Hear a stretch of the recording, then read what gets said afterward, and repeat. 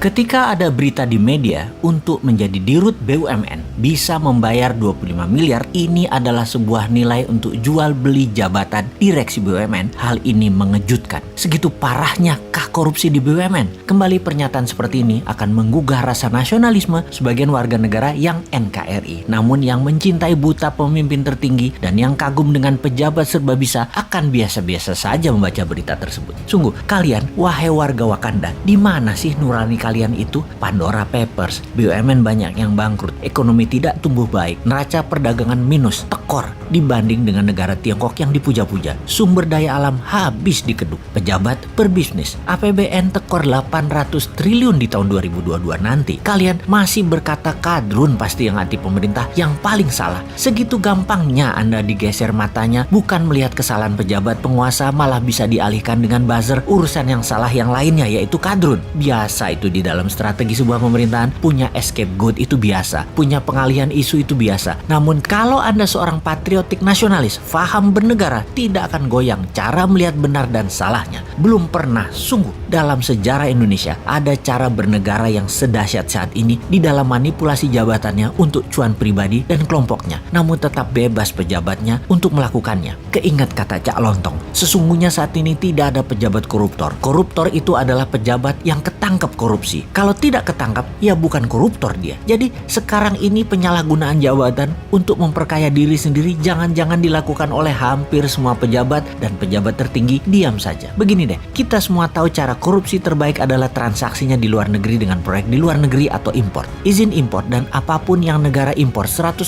pasti ada komisi di negeri lainnya. Oleh karena itu, kita pertanyakan kalau ada yang tahu dan peduli tentang proyek IBC, Indonesia Battery Company, yang akan membeli perusahaan mobil listrik yang tak jelas juntrungannya. Secara pribadi, si Sontoloyo ini menilai akuisisi perusahaan listrik asal Jerman yang akan dilakukan oleh IBC, Indonesia Battery Corporation, tidak layak dan tegas harus ditolak rencana akuisisi ini.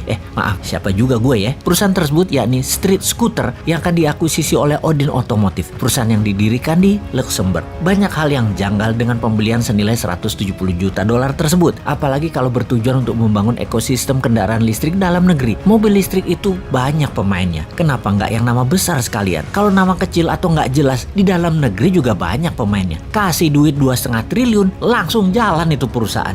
Lupa, nggak bisa dimainin harga dan komisinya ya kalau lokal. Oh iya, maaf, lanjut ke luar negeri. Sekali lagi kita bertanya, kenapa mesti beli mobil listrik di Jerman? Apa karena bisa digoreng sahamnya di masa depan? Buat cuan dari papers trading gitu ya rencananya? Sungguh, di dalam pengambilan keputusan, pejabat tidak boleh mengambil keputusan berdasarkan future valuasi. Ini negara, bukan bisnis. Negara jangan berbisnis. Yang untung bukan rakyat, tapi pejabatnya. Kalau pemerintah berbisnis, memang pebisnis berbasis bursa saham yang sering mainan valuasi perusahaan memang sering melakukan bisnis berdasarkan valuasi masa depan atau future valuation. Tetapi mudah-mudahan Pak Menteri yang tindakannya katanya sudah disetujui pejabat tertinggi tersebut, mudah-mudahan pejabat tertingginya paham cara mereka main yang terlihat menguntungkan sesungguhnya hanya di kertas dan jualan kertasnya yang untung. Di dunia nyata atau sektor realnya mah nggak bakal ada apa-apa, apalagi kemanfaatannya buat menyerap tenaga kerja. Jauh panggang dari api. Tapi saya yakinlah semua buat NKRI kok. Bener kan? Kalian kan mau jabat lagi di 2024, harus cantik di etalase medianya walau terlihat wagu videonya di pompa bensin kemarin.